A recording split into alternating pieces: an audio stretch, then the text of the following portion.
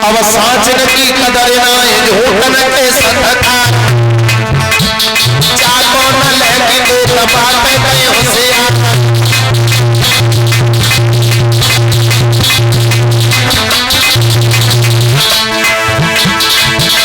साँचन की कदर नाए झूठन के सतकार चाको न लेगी दे बात गए होशियार सीधे साधे भोले भाले संग कहीं कपार साहब को बतावे चोर चोर बने साहूकार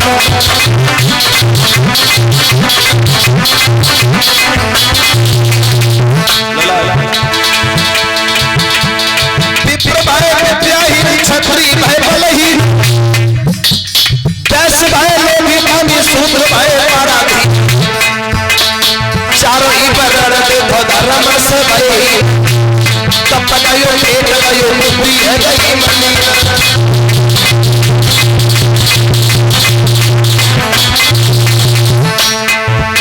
समाज आएंगे ये कलयुग है और जो कलयुग में क्या हो रहा है परीक्षक महाराज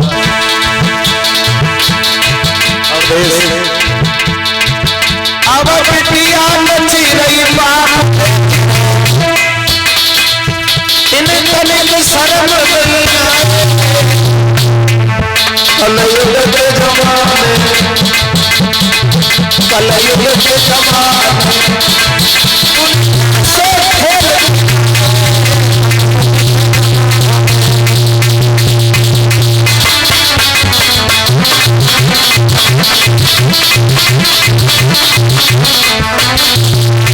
साँचन की कदर नाए झूठन के सत्कार और जाको न लेके देवे बात गए होशियार सीधे साधे भोले भाले उनसे लोग कहेंगे मार और साहब को बतावे चोर चोट बने साहूकार और कलयुग में परीक्षित महाराज जी बिटिया नच रही बाप देख रहे तनिक नहीं शर्माए और कलयुग के जमाने तूने कैसे खेल खेला एक बात बताओ ईमानदारी से परीक्षित महाराज हमने तो यहाँ तक देखो वैसे घर परिवार में आदमी की इज्जत औरत हो गई आदमी की इज्जत औरत होती है माँ बहन बेटी हो चाहे पत्नी हो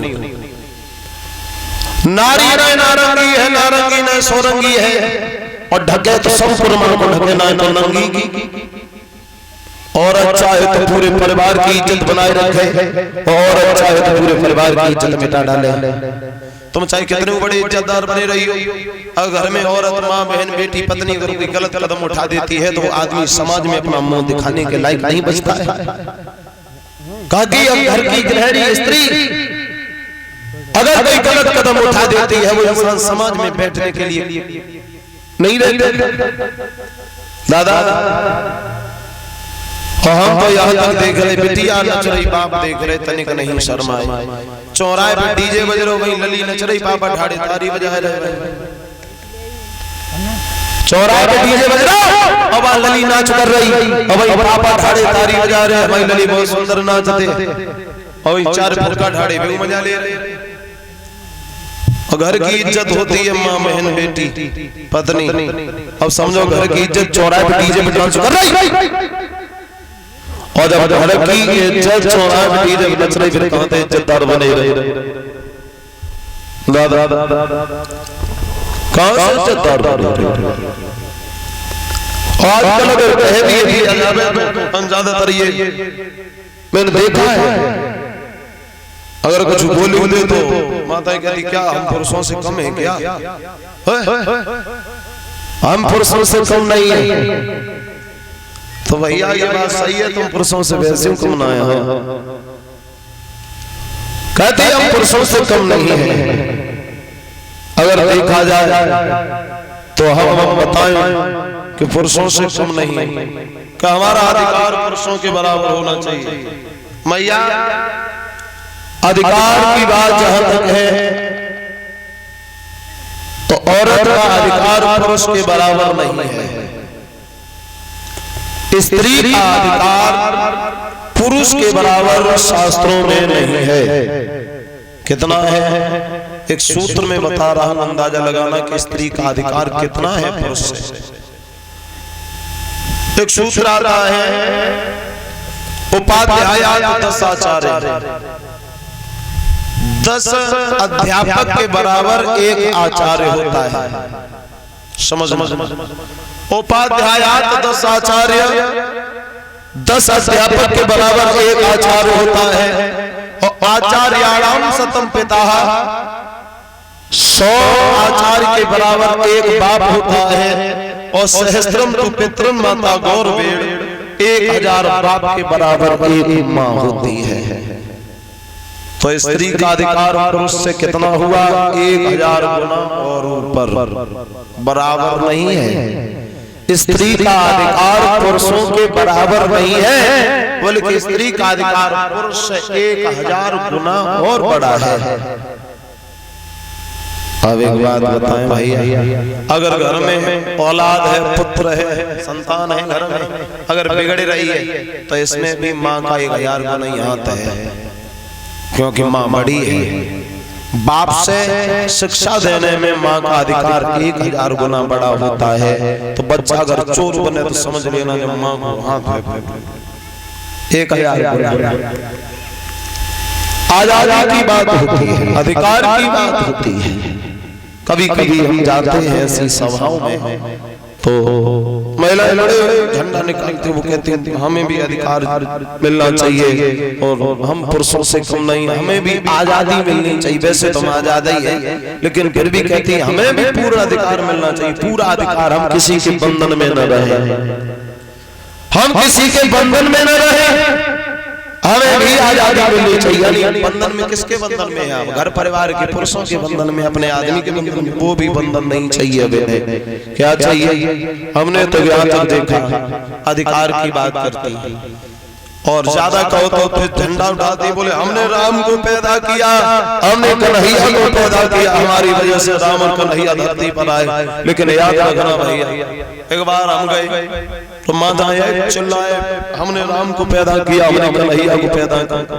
तो हमने कही भैया की बात बताओ, रावण का हमने पैदा कर दो।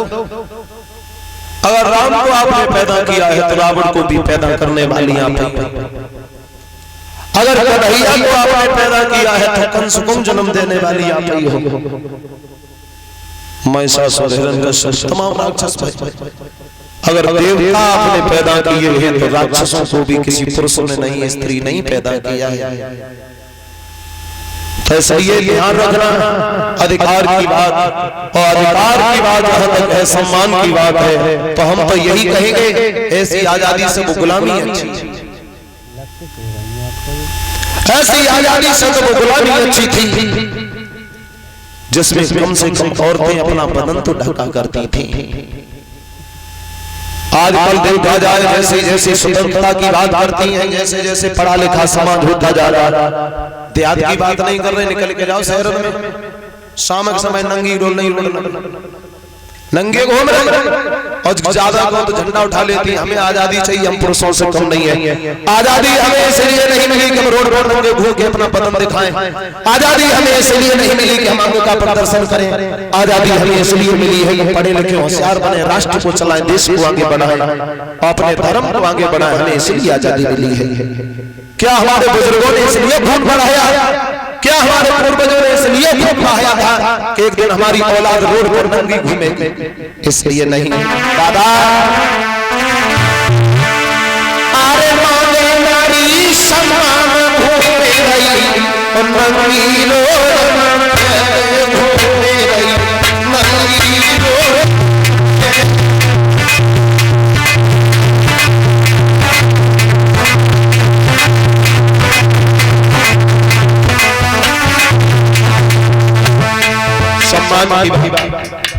सम्मान तो शास्त्रों में 1000 गुना बड़ा है, पुरुषों की अपेक्षा मैया का सम्मान 1000 गुना बड़ा है। लेकिन आजादी की बात है तो आजाद तो हम हैं ही, लेकिन कहने का मतलब सिर्फ ये है आजाद होने के साथ साथ, शिक्षित होने के साथ साथ ये अंग का प्रदर्शन नहीं कर रहा।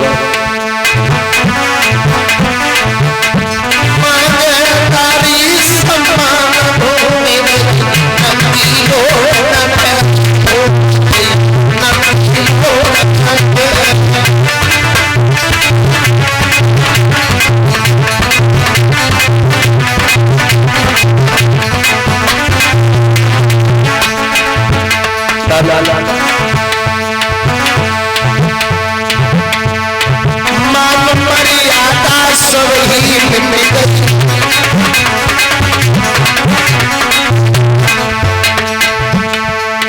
लाज पर्दा सब ही हट गई।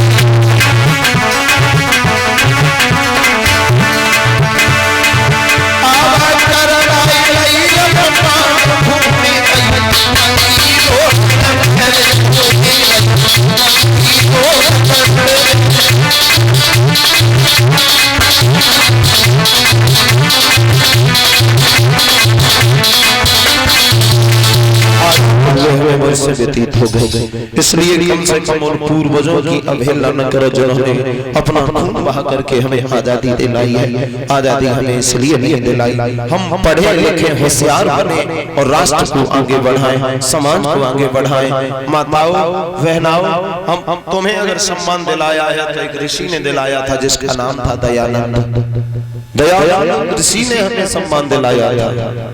माताओं को, पहले माताओं को सम्मान नहीं था शिक्षा ग्रहण करने का, लेकिन हमारे राष्ट्र में ऐसे ऐसे ऋषि हुए, ऋषि दयानंद ने आकर के आवाज उठाई और माताओं को सम्मान दिलाने की बात की है। हर जगह स्त्रियों को सम्मान दिलाया गया, लेकिन सम्मान दिलाने के बाद में अगर ऐसी बात आगे चल के हो रही है क्या, तो ऐसे में ऋषि का अपमान है, उन पूर्वजों का अपमान है जिन्होंने अपना खून बहा करके हमें आजादी दिलाई। भैया ऋषि दयानंद को अगर देखा जाए तो ऐसे वैसे घर से नहीं थे। पिता उस जमाने में बहुत बड़े रईस थे, करोड़पति आदमी थे उस जमाने के, इकलौती औलाद। कोई बाप ये चाहेगा जिसके घर में इकलौती औलाद हो, करोड़ों अरबों की संपदा हो, और ऐसे उस बाप की औलाद एक महात्मा बन जाए? क्या गुजरती होगी उसकी माँ और बाप के दिल पर। ऋषि दयानंद समझदार हुए, उन्होंने देखा समाज का दौर तो घर छोड़ दिया और घर छोड़ करके चले गए, आवाज उठाने लगे। पिता ने देखा, माँ ने देखा कि बेटा घर पे नहीं, भाग गया। माँ देर रात घुट घुट के जीने लगे। पिता अपने बच्चे की खोज में घर से निकल चला। करोड़ों अरबों की संपदा जिसके पिता के पास में हो, बच्चा घर से बाहर जाए, भाग जाए, वो भी इकलौती औलाद। घर से चले गए। सिद्धपुर के मेले में मुलाकात हुई। सिद्धपुर के मेले में पिता से मुलाकात हुई तो दयानंद किस भेष में थे? हाथ में कमंडल, पीला वस्त्र है, कुर्ता पहने हैं, धोती पहने। पिता ने देखा, अपने बच्चे को पहचान के भाग के गई, कुर्ता फाड़ दिया और जवाब दिया, तुझे शर्म नहीं आती? घर पे माँ रो रही है और तू यहाँ साधु बना डोला चुपचाप भाग के आया। अगर कोई घर में दूसरा बेटा होता तभी कुछ धैर्य धारण करते, चल घर। पिता से मना कर दिया, हम घर नहीं जाएंगे। पिता ने जबरदस्ती अपने साथ में बुलाया पहरेदारों को, बोले से घर लेके चलो। जबरदस्ती घर पहुंचा दिया, चारों तरफ पहरा बैठा दिया और जवाब दिया, आज के बाद में ये निकल नहीं जाएगा। दयानंद के ऊपर पहरा बैठा दिया बाप ने।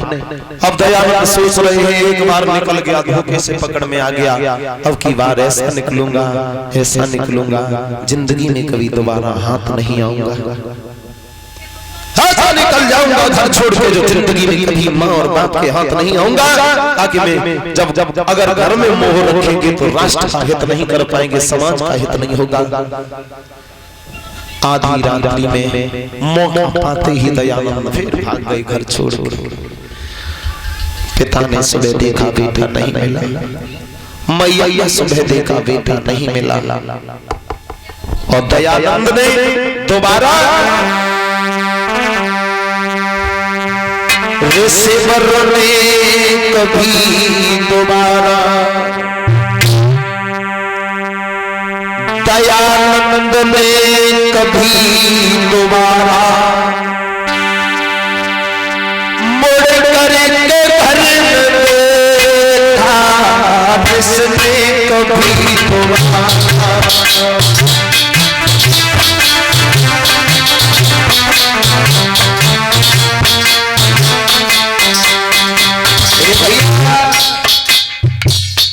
अगर आप 2-4-10 दिन के लिए कोई रिश्तेदारी में चले जाओ तो 11वें दिन अपने घर की याद सताने लगती है। महीना 2 महीना के लिए अगर बाहर की नौकरी पे चले जाओ तो उसके बाद में घर की याद आने लगती है। लेकिन हमारे देश के ऐसे क्रांतिकारी संत, ऐसे क्रांतिकारी ऋषि जिन्होंने जीवन में घर से निकलने के बाद कभी तुम्हारा घर का लोग मोह नहीं देखा।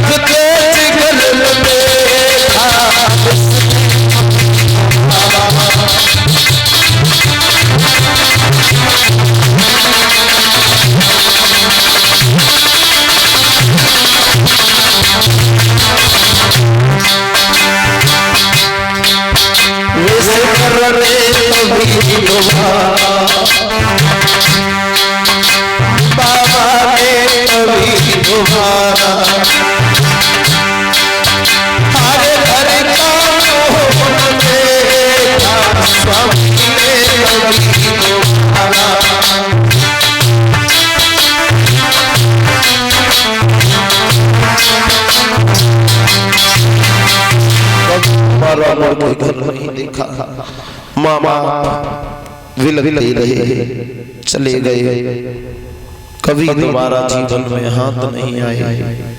ऐसे ऋषि जिन्होंने हमें और आप माताओं को सम्मान दिलाया है समाज में, और आज अगर देखा जाए तो वो दुर्गति है तो ऋषि का केवल और केवल अपमान है। ऐसे महात्मा का बलिदान व्यर्थ है जिन्होंने आगे चल के आगे आने वाली पीढ़ियों को शिक्षा संस्कार के बारे में जागरूक कराया। श्री सुखदेव भगवान बोले, ही राजा परीक्षित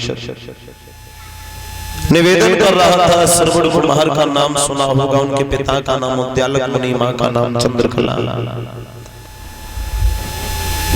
उद्यालक मुनि ने 86,000 वर्ष तक तपस्या की, बड़े बड़े अच्छे महात्मा। लेकिन श्रवण कुमारी अकेले भाई नहीं थे, 2 भाई थे। इनका एक भैया और था जिसका नाम था